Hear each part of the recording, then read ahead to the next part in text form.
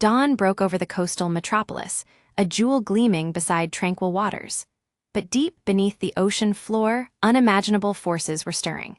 The ocean began its retreat, pulling back with terrifying speed. This was nature's warning, the calm before the cataclysm. The wave was coming. On the horizon, a dark line appeared, growing, swelling into an impossible wall of water. This was no ordinary wave. This was liquid mountains moving toward shore. Beachgoers stood frozen, then chaos erupted. The wave's sheer scale defied comprehension, a moving mountain range of ocean hell-bent on destruction. The first impact sounded like thunder meeting earthquake.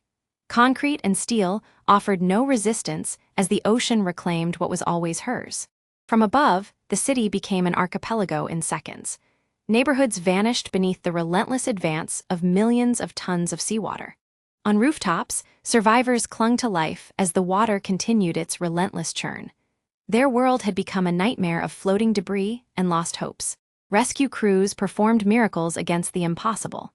If these stories of survival against nature's fury grip you, hit like and subscribe for more epic disaster sagas.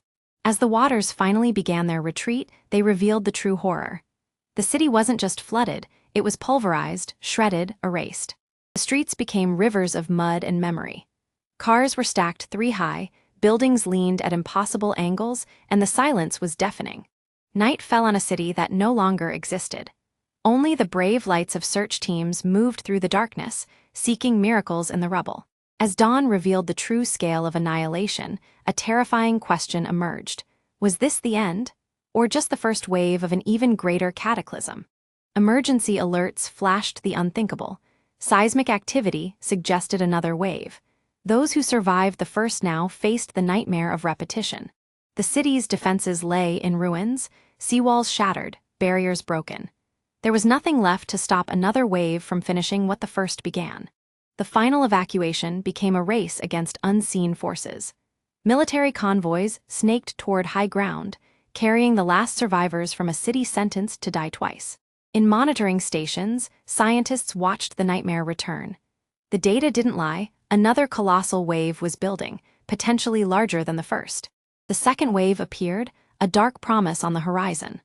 Larger, angrier, determined to erase every trace of the city that dared exist by the sea. This time, there was no impact, only acceptance. The water flowed unimpeded through the ruins, completing the erasure that began hours before. From the air, the transformation was absolute.